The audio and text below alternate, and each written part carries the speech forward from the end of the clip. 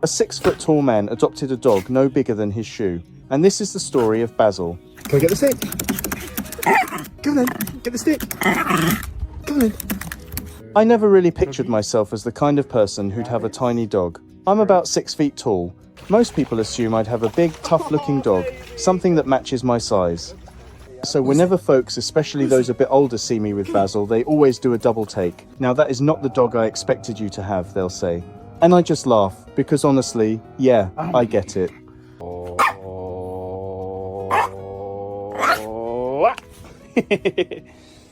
About 4 years ago, I decided I wanted a dog. Not casually, I really thought it through. I spent hours online talking to people, looking at different dogs that needed new homes. Most of them came from situations where their previous owners just couldn't keep them anymore.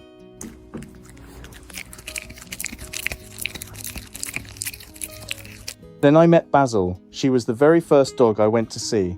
The woman who had her clearly cared, but she just wasn't in a position to give Basil the life she deserved. And the moment I walked in, this tiny little creature came bounding toward me like I was the most important person in the world. Basil is a Chihuahua. She's so small she could practically fit inside a sneaker, but somehow, despite her size, she has the biggest personality I've ever seen in a dog. Her tail was going a mile a minute. Her eyes were wide, curious, full of life. She jumped up, tried to lick my face, even nipped at my nose like she was saying, "Hey, I've been waiting for you." I remember thinking, wow, you are way smaller than I expected.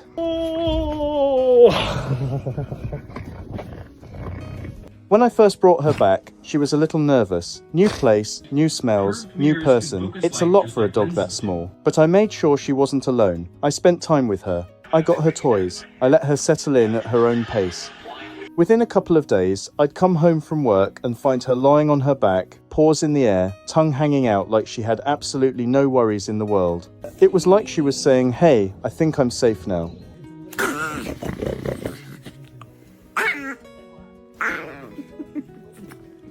From that moment on, she stuck to me like a shadow. I'll be sitting on the couch, and suddenly she's climbing up onto my chest, staring straight into my eyes, like we're having some kind of deep conversation. It's funny, and honestly, it's one of my favorite parts of the day. Come here. And here's the thing about Basil, she has no idea how small she is. In her mind, she's 10 times her size. She'll do these tiny little growls, trying to act tough, and it's the most adorable thing you've ever heard. She's got confidence, attitude, and a whole lot of heart packed into that little body.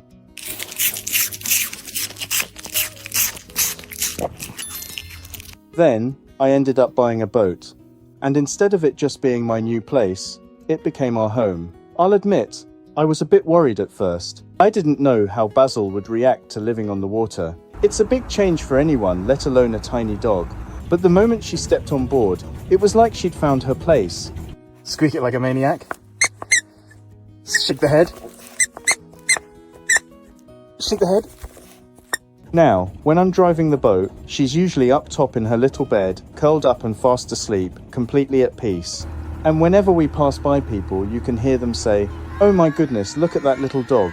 She just soaks it all in like a celebrity. She loves the attention. Do you want a treat? Did you get treats?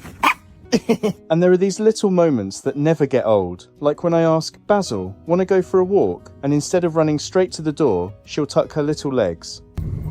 Basil, should we go walkies? Should we go walkies? Looking back, I can honestly say this, I had no idea how much she was going to change my life. What started as me wanting a dog turned into something so much deeper. We built a life together. A calm, simple, meaningful life. And in a world that moves so fast, that kind of peace is rare. Oh. And if I'm being real with you, I'd be completely lost without her. I think what this story really shows is that sometimes the things we least expect end up becoming the most important parts of our lives. A tiny dog that didn't seem like my type turned out to be exactly what I needed. Do you want some dinner? Come on then. So if you're thinking about adopting a pet, here's my honest advice. Take your time. Don't rush it. Make sure you're ready, not just for the fun moments, but for the responsibility too. If you give them love, patience, and a safe home, They'll give you something back that's hard to put into words. Companionship, loyalty, real, unconditional love. Because in the end, they're not just animals passing through your life, they become part of your family, part of your everyday moments, your routines, your quiet nights, and your happiest days. And one day, you'll realize they've given you far more than you could ever give them. So love them fully, care for them deeply, and never not always easy, but it's always worth it. I love how gentle he is. He is actually. He's real quite good, gentle, small dog. gentle boy. So when he meets another bigger dog, he's quite rough. Yeah, of course.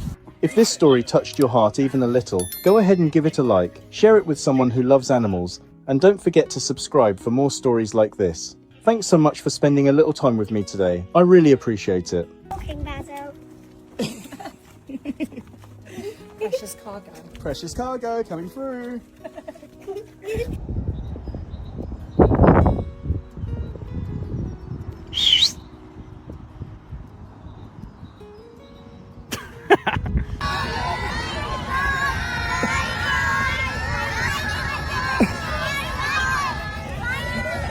Please say goodbye. Basil, would you like a treat? Just a treat? Biting me. Actually hurt, I think. Nah, she hasn't got a very strong bite. Oh, Basil, are you in heaven?